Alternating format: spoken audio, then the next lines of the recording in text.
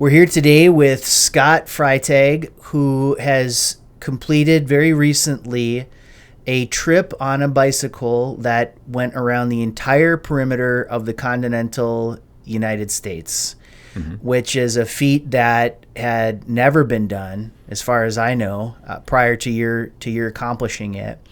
So it was a massive undertaking. He did it with the support of his wife, Katie, and he did it all for two very good causes. So welcome, Scott Freitag. Well, thank you. Absolutely. So what got into your mind to decide to make a trip like this? Why did you decide that this would be the thing that you wanted to accomplish? Boy, that I got to say that goes back quite a few years. And I was working years ago. I worked at the main post office in Minneapolis, approximately 4 years ago. Actually, I think I was there. And anyway, so the post office in Minneapolis hires Christmas help every year. They hired this older guy whose name was Scott, and so we hit it off. We both, had that great name of Scott. It is a great name. Yeah. So we hit it off, and he was a very interesting guy. And anyway, so he told me that he was leaving in the spring to sail around the world.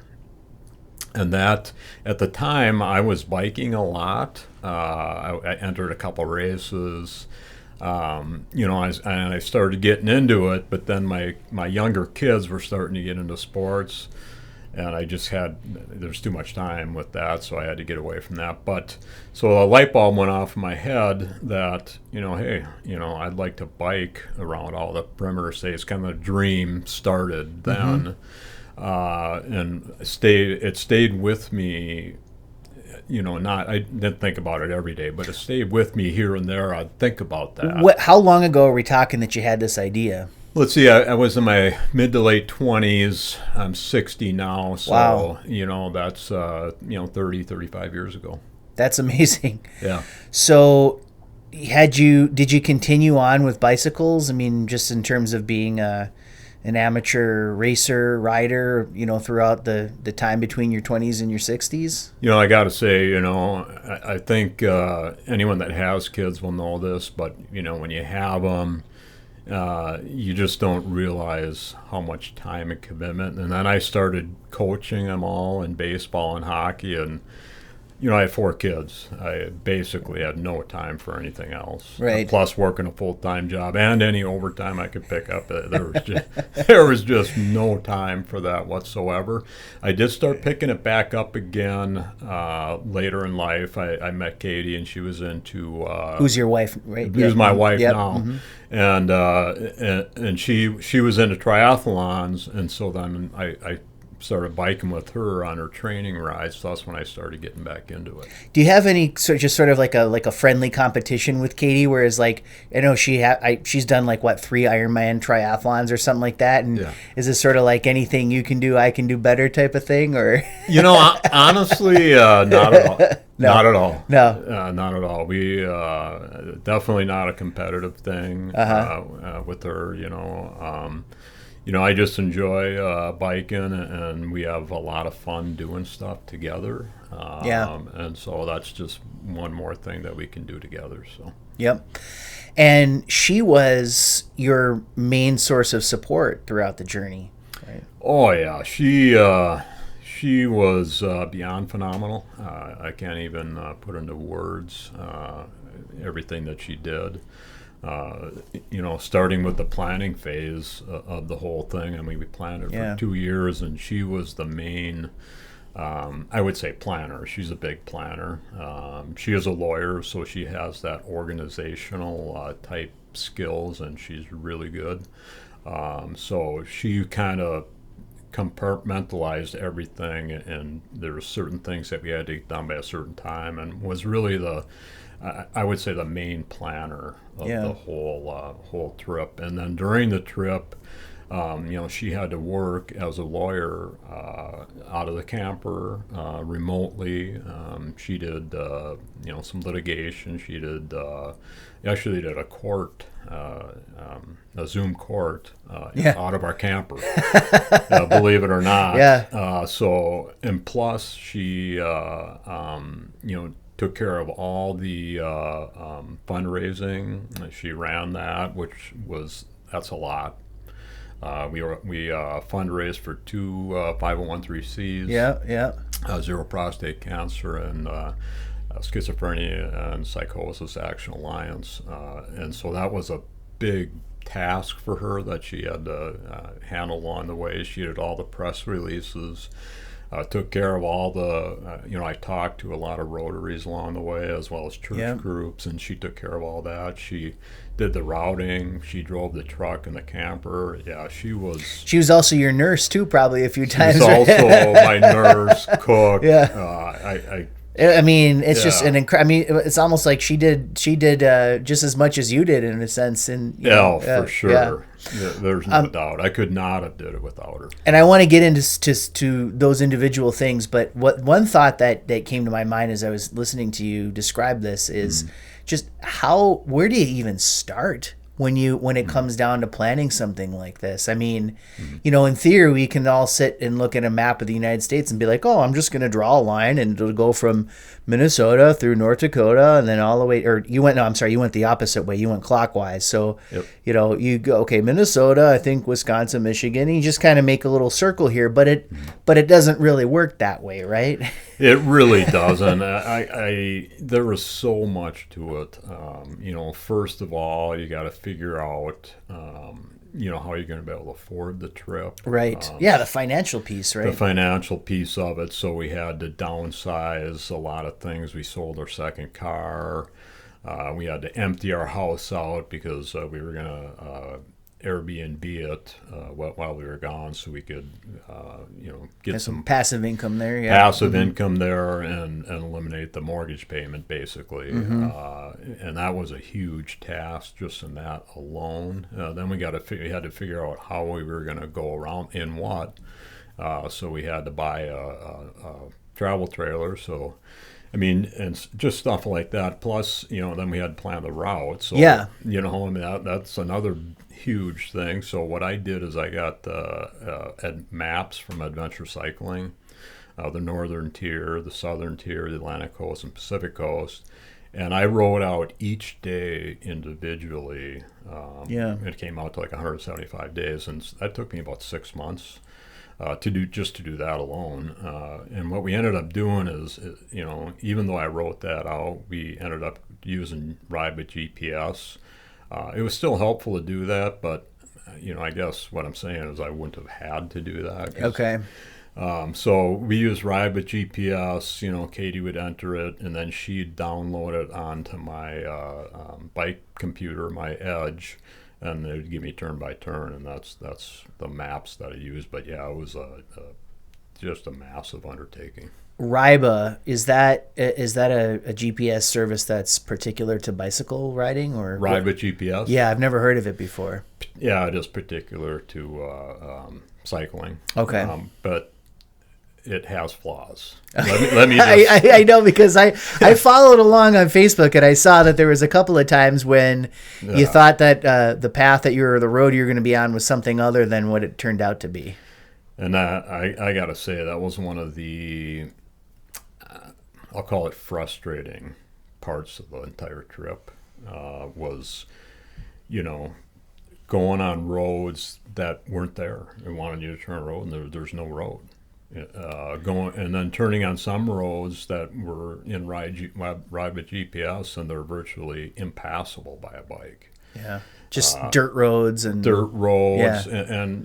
not hard packed dirt roads either.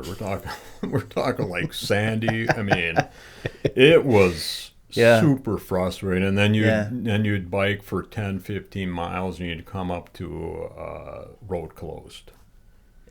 What do you do in that situation?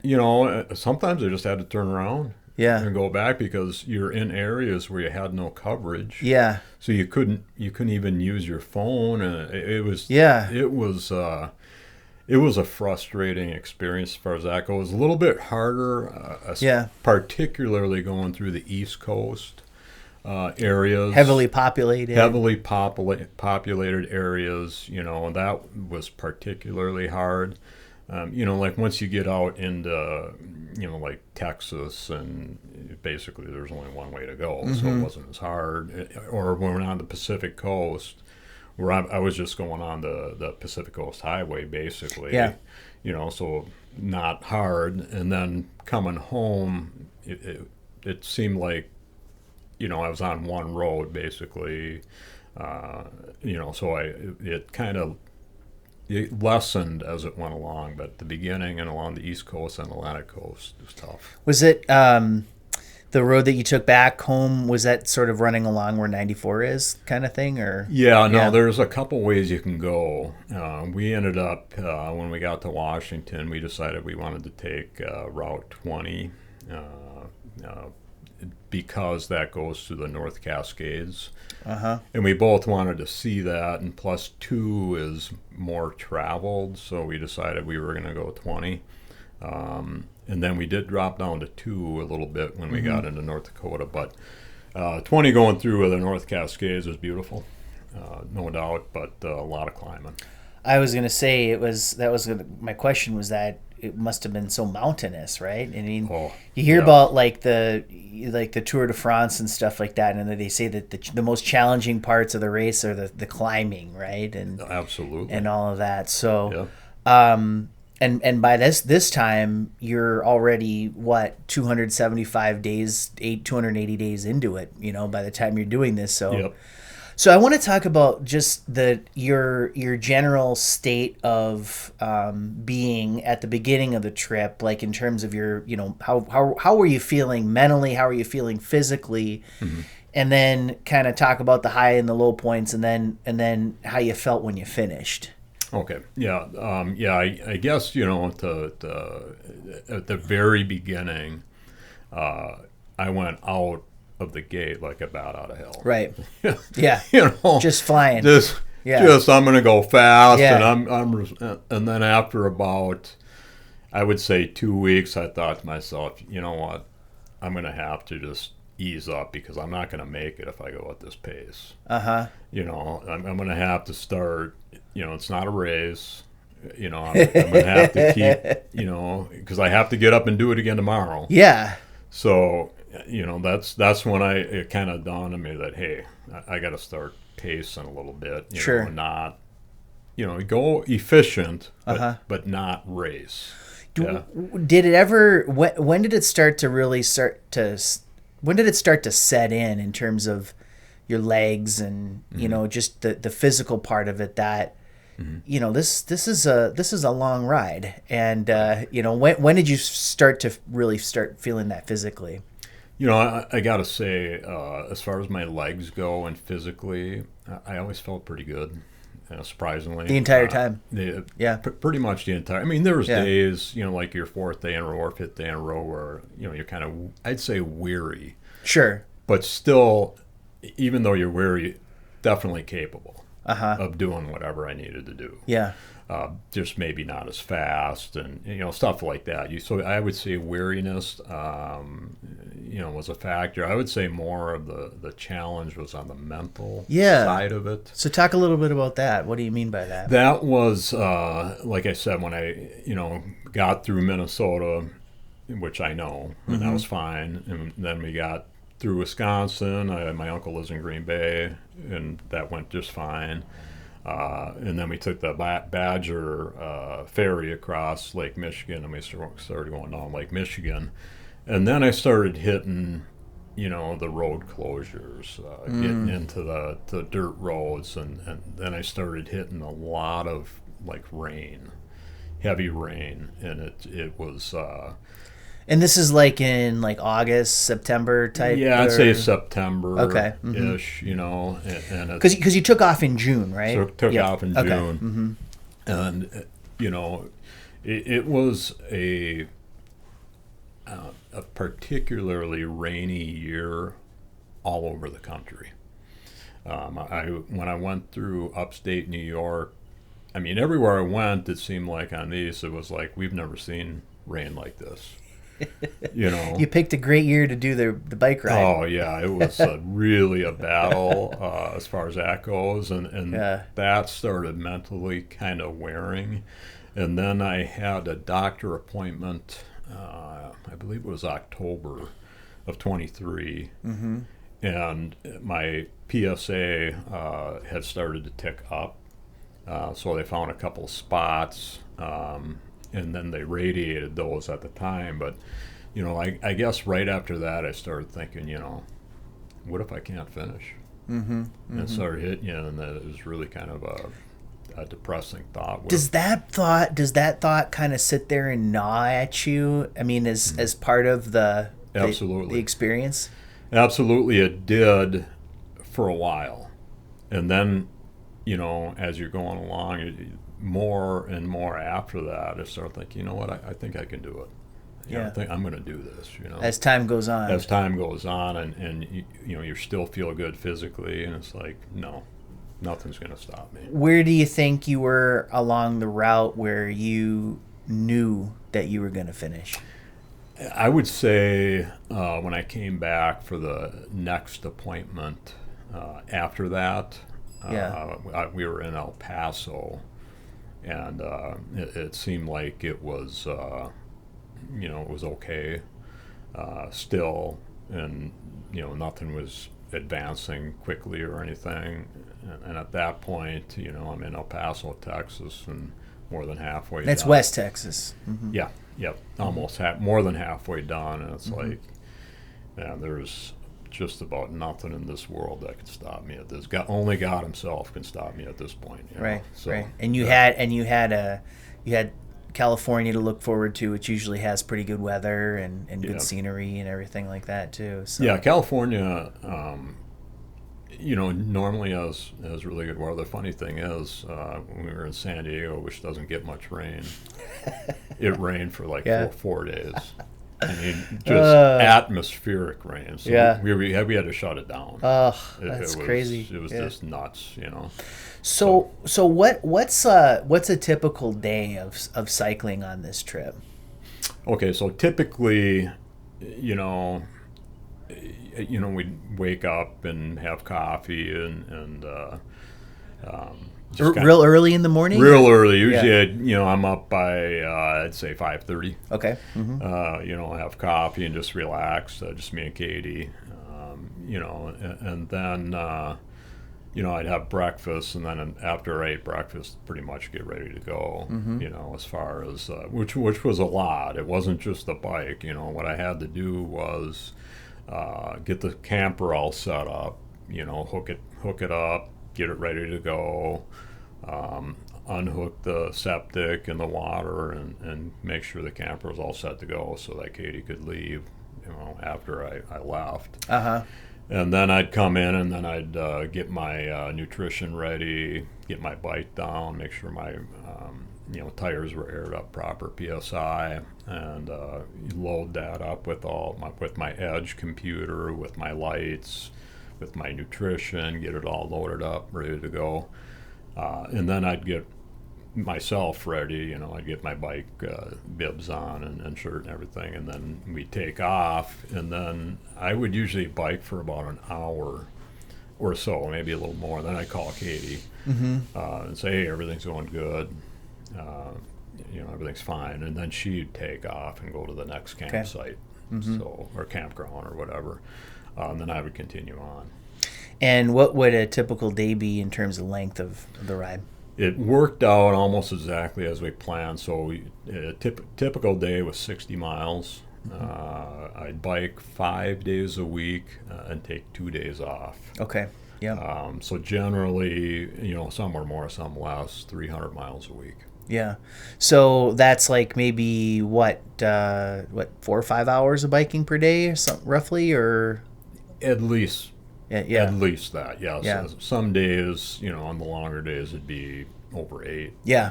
So. Yeah, I mean, of course, give or take, right? Give or take. Yeah. But I would say. On average. On average, I would say 5. Yeah. So. You mentioned your nutrition. I'm sure a lot of people are interested in what you ate during this trip. Right. So when I was biking, I for my lunch every day, I'd have a peanut butter and jelly sandwich. So we estimated that on this trip, I ate 200 peanut butter and jelly sandwiches. Sounds pretty good to me. Yeah, I like peanut butter and jelly. Yeah, And never get sick of it. I still would eat them. It's not something I would jump at right now. Yeah. But I don't. It's not one of those things I'm never going to eat the rest Sure. of my life or anything like that. And then I would have those pre-packaged Rice Krispie bars. I'd bring a couple of those along. Okay.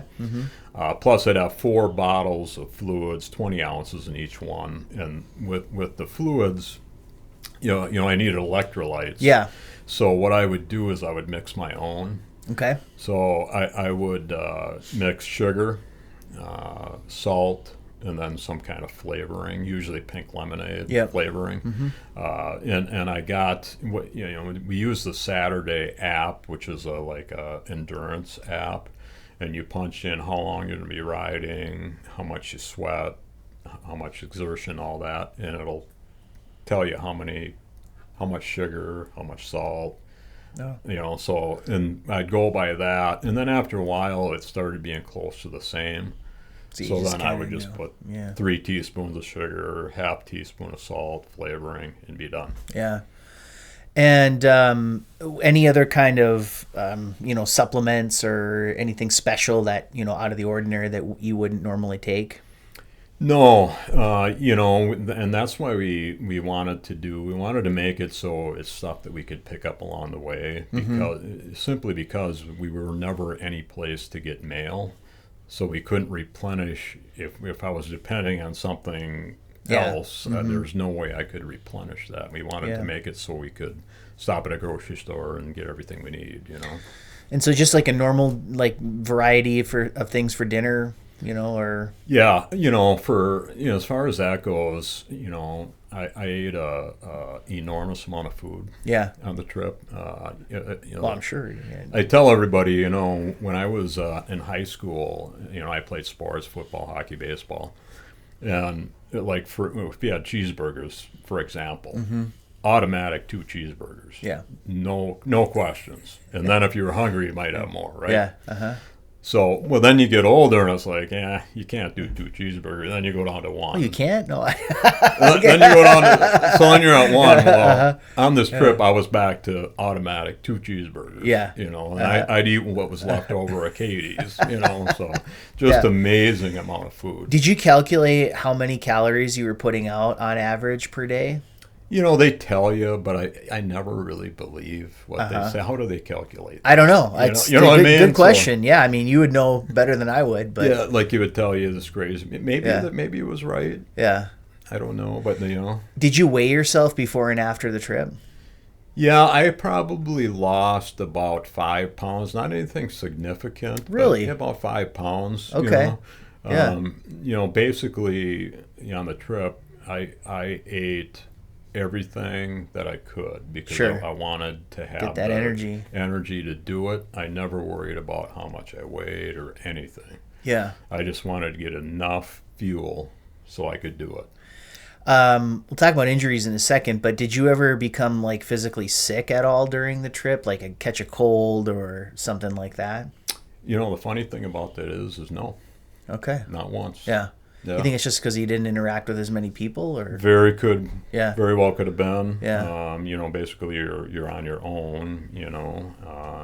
Isolated more or less. Yeah. Which another thing for me was fine because I am by nature an introvert, so spending time alone I'm fine with that. Yeah. It doesn't wear on me. Yeah. Or it didn't. I was fine with that. Katie, on the other hand, is an extrovert. Right. Yeah, we know that. Yeah. So it weared on her a little bit at the beginning, and then she started exercising more and doing stuff for herself, and started to dissipate a little bit. But for her, it was a little bit harder. Sure. Did you listen to music or podcasts when you were cycling, or would you mainly just kind of stay focused on the sights and sounds that were surrounding you? For like I was on roads a lot, so for safety purposes, I had to have all my senses, so Yeah. hearing is one of those. I had to have that, so I didn't mainly. Every once in a great while, if I was on a good bike path, which wasn't very often, Yeah. I would listen to podcasts Yeah. or music or Something, yeah. something, but very seldom. Did you ever find yourself bored while you were doing this? No. Again, Yeah. that's one of those things. People ask me about that all Yeah. the time. Yeah. It's like, how did I could not do that without music? Or it's Yeah. like, They call it raw dogging, basically. yeah. For me, it's like, like I said, I'm an introvert, so Yeah. it was like it never occurred to me that it was boring or anything. You're just kind of lost in your thoughts. lost in my thoughts. Sometimes, and like, Did you come up with any brilliant insights at all when you were doing this? you do sometimes, but I mean, it's like, and sometimes like people understand. I think maybe this is more of a guy thing than anything, but sometimes you don't think about anything. Yeah. You just You just let it flow and you just, and it's like I tell like Katie, and she's just, no, you can't believe that. And I said, well, maybe it's a guy thing. I don't know, Yeah. but and one of the things too, I thought about a lot on the way is I read the entire Bible on the trip. So I got the version where you're one day at a time from beginning chronologically. Okay. Oh, so they put things in different order so that you So okay. it's a chronological version. You get some Psalms mixed in with the First Samuel and stuff like that. And, Yeah. Uh-huh. So I've done that before too. That's a really cool experience. So and for me in my segmented mind, that helped me.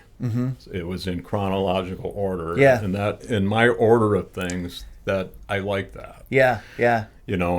So you're not bouncing around, and so I thought about God a lot, honestly. Did you find that there were any particular verses that sort of jumped out at you that were particularly helpful to you on this trip?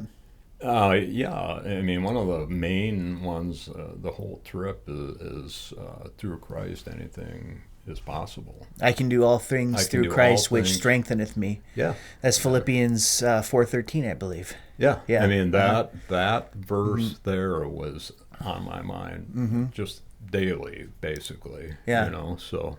Well, I teach a Philippians class at First Baptist, and I hope I quoted that right. Otherwise, I'm going to look like a fool. But, well, that's good, and that's a good way to kind of keep things, moving and have something to sort of, continue with that idea of continuity day to day going forward and in that order. So, So you did experience a few injuries along the way, couple of crashes and stuff like that. Yep. So.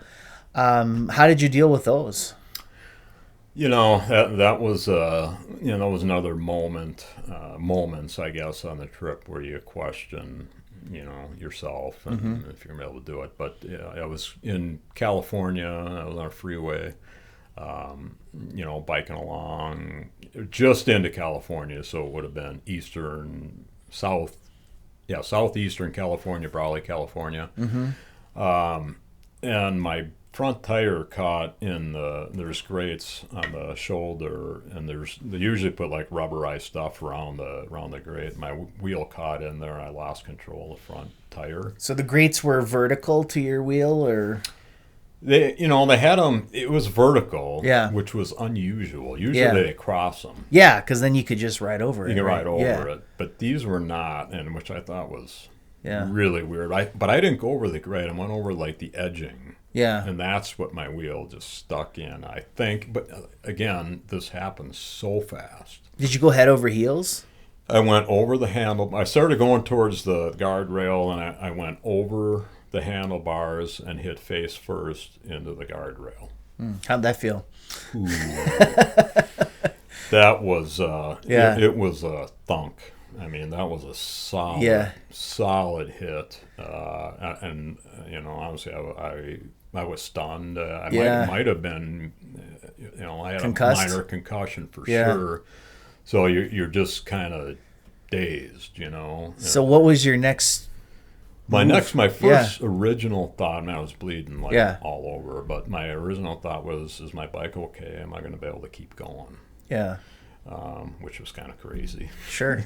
Well, but you had come that way. You had already resolved in your mind you were going to finish it. But was your bike damaged in any way from that, or? The rim was bent. Okay. Which I didn't see at the time. I thought, well, if I get back on, I can bike to the next exit, and that was my thinking. Yeah. Well, then I got one. A guy stopped and blocked me from any traffic or anything. Yeah. Stopped his car and came out, and it's one of those things, where I felt God with me the whole way, and this was one of the particular things where I think God sent an angel, and he was that angel. Yeah.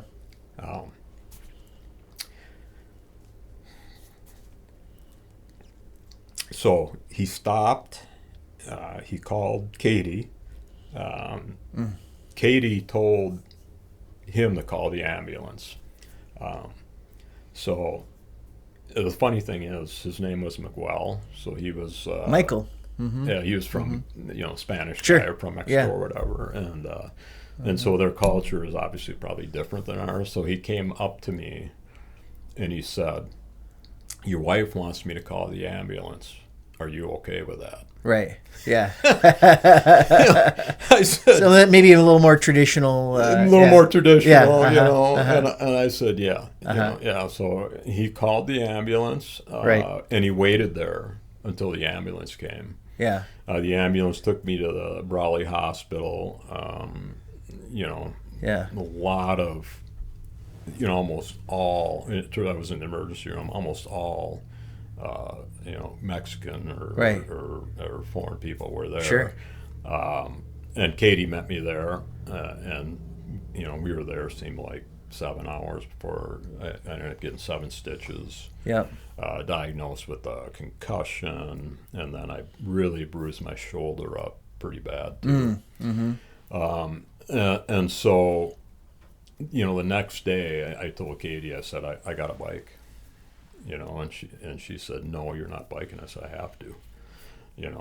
I said, "It's one of those things." I said, I fell off the horse. I have to get back on. Yeah, I can understand that, because if you took one day off, it might that gnawing feeling might come back to say, you know what, you were wrong. You actually can't do this, right? Exactly. Yeah. And that was my thinking. It's like, because it was one of those things where, something happens like that. And my thought was, what did I do that I could have avoided? What was was the mistake? What was the mistake I made to make that happen? And I couldn't figure it out. So when you got something like that where you don't know, you want to get back on to get that thought out of your head. Sure. Like you did something, you don't even know what you did, but you had to do something. Yeah. So you want to get that bad taste out of your mouth. Get that bad taste out of your mouth, and I told her I have to. Yeah. And then you got into another accident not soon after that, right? Not soon after that. It was soon after that, I should say. Not soon. Yeah, soon after that. Yeah, about a week after that, right. I was biking, and it was raining, of course. Yeah. And I was just going down a road, probably going 10, 15 miles an hour, not super fast, not super slow, just kind of cruising. And there was railroad tracks that were angled on the road. Oh, yeah. They didn't go straight across the road. And so I didn't even think anything of it. And I hit that track, and my tire just went out from under me. Got right into the groove there. It was slid. It was wet. Oh, I see, because it was wet. Tire, because it was angled, it just slid right out from under me. Did you get hit at all in the same place that you had the previous week? I fell on the other side. Okay. So you must have been looking like Rocky Balboa at this point, right? Yeah. I landed on my side, and I didn't know it at the time, but one of my hearing aids popped out too. Oh. So the funny thing is that on my next appointment, I have a PET scan at each appointment that I when I go to the Mayo. Yeah. They found that rib that I fell on was cracked. It was, it was Yeah. healing, But it had been a cracked Yeah. rib on that one. So. Do you think any of your background, playing hockey and football and stuff like that in high school helped you at all deal with overcoming these injuries? Oh, absolutely. Yeah. I mean, I fell back on that a lot. Just the discipline and I learned, I think, as much from the sports I played as I did from the school I went to. Yeah. So. Where did you graduate? Fridley High School. Fridley, Yep. right? Okay. Yep.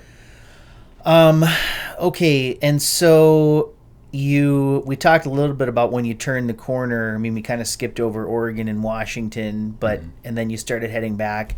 Yep. You came back and you finished in Itasca State Park, Yep. right? So you started in Nevis and Yep. ended in Itasca State Park. Mm-hmm. So, what was that like? I mean, when did you? I'm going to bring up the Tour de France, but there's that certain point where the guy who's going to win is riding up to, and he's coming up on the Champs-Élysées, and somebody comes up on the side and hands him a glass of champagne and stuff, and he's, when did you really start to feel like, I'm in the home stretch now, and how did that feel? I guess for me, the home stretch started like when I got to the border of Montana and North Dakota, because I knew that I'm almost there basically, Yeah. and that I had almost made it, Yeah. Plus, I knew that North Dakota was flatter than a pancake. And I going east, I would likely have the wind at my back. Right. You probably planned it that way intentionally, right? Yeah, but the downside of that is, I went through the southwest. So when I was going across the southern tier, you're I into was the going wind. west, Yeah. and I ran into a lot of wind. So, Yeah. I mean, you when you're going around the country, you're going to hit it. You're going to hit it no matter what. Yeah. So. All right, and then before I want to talk about the causes, but before we get there, I have one more question about the ride itself, and that's about the gear that you used. So, what kind of bicycle, and just tell us a little bit about just your gear, your outfit. Yeah, so what I did was Katie is heavily into triathlons, and she bought her tri bike from can't think of it. Bike shop out of Minneapolis area. It'll come to me. But anyway, so I asked, I was in there, she was getting fitted on her bike, and I told the guys the guys there what I wanted to do, and they told me, you got to get the Otso gravel bike. So it's a kind of a boutique bike outfit. What's the name of the company? Otso. How do you spell that? OTSO. OT. Okay, where's it made? Minnetonka. I think Okay. they're out of Minnetonka. So it's a Minnesota company. Yeah. And that appealed to me. Yeah. Local company, Minnesota. And so, and all the guys that worked at that bike shop owned one. So that told me that it's a good bike. Yeah. So that's what we did. And a gravel bike. Gravel bike. What's a gravel bike? Gravel bike is essentially a road bike with wider forks, so you can get wider tires on there. So what I did is, I bought the bike obviously with the gravel tires on it, and then I bought an extra set of wheels and rims that had narrower road tires on it. Okay. So, I would alternate it. I didn't know it at the time, but I ended up using the road tires mostly. Oh, yeah. It just made sense. The thinner tires. And but I mean the gravel tires came in handy. Yeah. But what I found was, some of the roads that you might need the gravel tires on, even gravel tires were not enough. Yeah. You know. Yeah. So, that's just how it came about. And then after I crashed my main bike in Brawley, I bent the rim, so I was using my backup bike.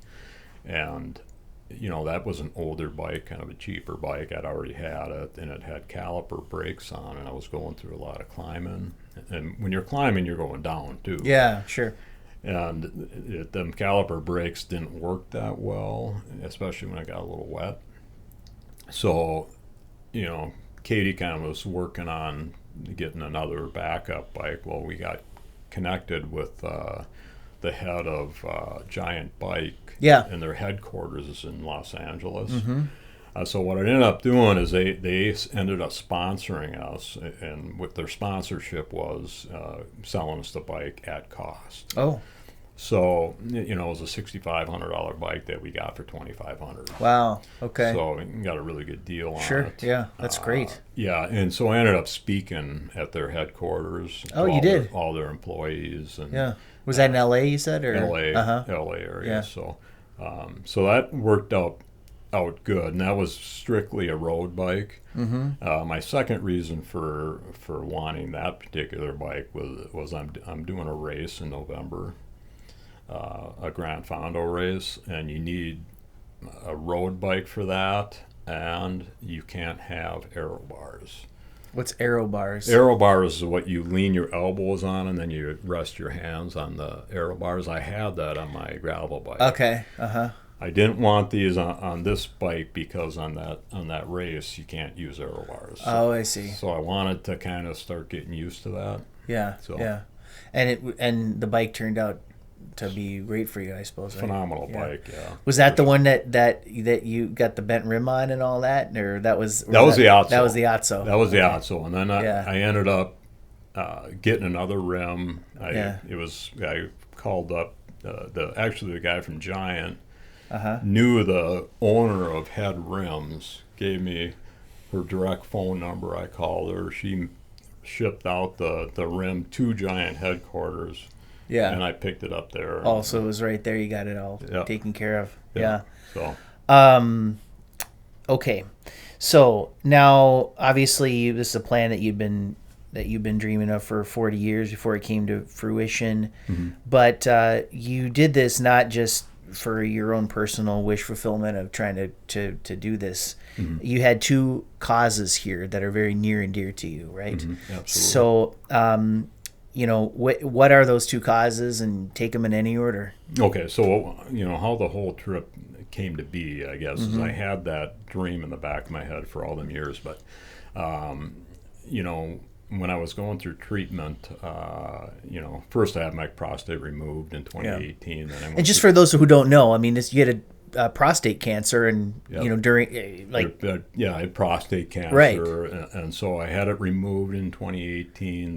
My PSA never went undetectable, so then I had to go through like 2 months of radiation, and go on Lupron, which is a hormone therapy, deprivation therapy. And that took care of it for about a year, and then my PSA started doubling rapidly. So then I had to go through chemotherapy and go back on the Lupron, which I'm still on to this day. And so while I was going through chemotherapy, like I had a little bit left, 2 weeks or something, I got that phone call that no parent ever wants to get. I lost my son, Benny, to suicide. And we found out after that he had been diagnosed with schizophrenia. And so, I spent a lot of time in that last little while of chemotherapy thinking and praying. And I decided that I wanted to do something with the rest of my life to make a difference, and honor not just my life, but my son Benny's life as well. And I carried that with me for about a week, and just to make sure that I wanted to do it, that it was, like it was a solid thing in my head. And then I thought, well, I got to tell someone or it's not going to happen, you got to verbalize. That's what, right? yeah. Mm-hmm. So I told Katie, And I was laying there when I told her, and I'd lost all my hair from chemo, and I looked like death warmed over. And I told her what I wanted to do, and she looked at me like I was crazy, But then, like the Katie that I know and love, she said, "Let's do it." So that same evening or that day? same. Yeah. Same conversation. Same conversation. Let's do it then. Yeah. And she's such a positive person. So can do. She epitomizes the can do attitude, right? There's no doubt about that. So in which, I mean, it's I can't even tell you how getting a powerhouse like that on your side is it makes it seem possible. That's amazing. Yeah. Okay. So, well, first of all, I know one thing before we get to the actual names and the causes and the websites and all that stuff, but you talked about your PSA level, and I know that getting that tested is something that's important to you, right? Or advocating that others do that or something, right? Absolutely. I mean, that was like one of the points of the trip, and it actually, was one of the, if not the best part of the trip. Like I tell everybody, that the bike trip was everything I thought it would be, and then some. And the then some is the people that we met and impacted along the way. And part of that is raising awareness for men to get their PSA tested. Yeah. When should they do that? Well, I recommend that, if you have a family history of prostate cancer, or there's races that are more susceptible to prostate cancer, African American, Asian, to start getting your PSA checked in your 40s. And also, something that people don't know is that, like, let's say if your mom had breast cancer, that would be a family history, because they're both hormonal cancers. Yeah. Start getting your PSA checked in your 40s.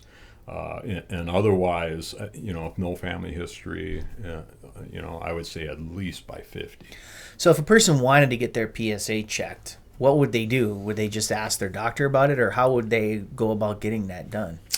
Yeah, you can ask your doctor about it. Some doctors will recommend that and do it, but I would and even demand it, because a PSA test is really, really simple. Yeah, it's just a blood test. It's not an expensive test. Not an expensive test. It's you don't have to drink anything the night before. Nothing like that. Okay. They just draw your blood, check it, and that's it. That's it. And how often would you recommend that a person do that? I would say yearly. Every year. Yeah, every year. Go in,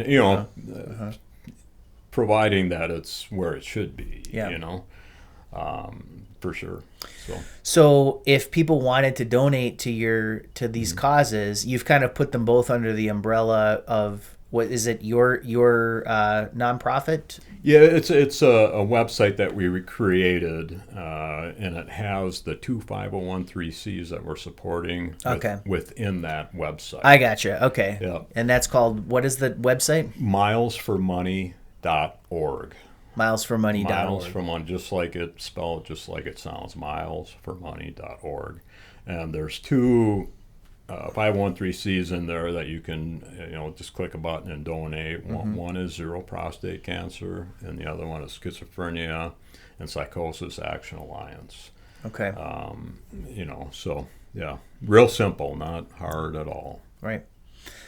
And as a result of all this, at the end of your trip, you got interviewed by ESPN and Jeremy Schaap, I think it was, wasn't it? Yeah. How was that experience like?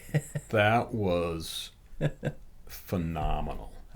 It was, we were hoping, to get some national coverage the whole time. Thought maybe we would, and we didn't. And my brother, who was a big contributor, he actually matched up to $100,000.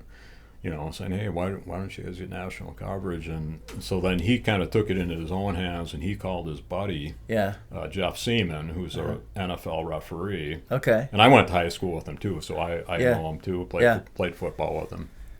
And so then he's got contacts at ESPN. So he's kind of wrote up, my story in his words and sent it into them, and they liked it. And so then they contacted Katie, and that's how it was set up. Yep. And that's available. I mean, you just go on YouTube and Google Scott Freitag ESPN, and it'll pop right up. It should pop right up, yeah. And they spent, they came out, their photographer and producer came out and spent all day with us in Bismarck, filming me, and the story on the photographer I thought was kind of crazy. I mean, he's younger than me, obviously, but I think he was in his mid-30s, but he got on this electric skateboard and was skateboarding next to me on this electric skateboard with a $30,000 camera on his shoulder. I was like, that was the craziest thing. But I bet you got a good shot, though, right? Yeah. I mean, it was like, holy cow. Yeah. And then they had the drone out there, and anyway, they spent all day, and then Jeremy Schaap came out the next day and interviewed me for an hour, interviewed Katie for a half hour, and then they were telling us that was going to be a 7-minute segment, and we were both looked at each other like, how are they going to? And then Katie sent her every picture and every video of the entire year. Yeah. Took her 2 weeks to do it. That's a long segment, even though, but it seems like how could you get all that in just 7 minutes? How are they going to get that into 7 minutes? No way. You know? But they did it, and when it came out, we were both just elated of how good it turned out. It was just, and to this day, I don't think either one of us can watch it without a tear. Yeah. And what a great capstone, right, to the whole journey is to have that. I tell my friends and Katie too, what a phenomenal way just to end it on that. Yeah. And they were there at the end, and so cool, So what's the next adventure for you, Scott? People ask me, and honestly, I don't know. It sounds like you're doing some races and stuff. Yeah, some races coming up. In Mexico, so that'll be fun. But as far as any, I don't know. Do another big endurance event or? Not, I don't think so. But I kind of pray to God and try to get some kind of direction as far as because I'm thinking. You just started retirement too, right? Yeah, I just started retirement, and and I'm not the the rocking chair type, so sure. I know that. I think you've shown that, right? So I want to do some things, there's dreams that I still want to do, but they're just like ski in the Swiss Alps, stuff like that, where you just go do it, but nothing big like this was a big one, and we'll see. Maybe something will come to me. So yeah. Well, Scott, it's been a real pleasure to have you on the show today. It's been great getting to know you. Even, I think you guys got here, 4 years ago or something? 2018, so it was November of 2018. Oh, so more like 5 years. Five at this years. point. Yeah. 5 years. We'll be 6 coming up. That's crazy. Yeah. And but like I say, it's been great to get to know you, and just look forward to hearing more about your next adventure as it comes up. Absolutely. So, thank you, Scott Freitag. All right. Thanks for having me on.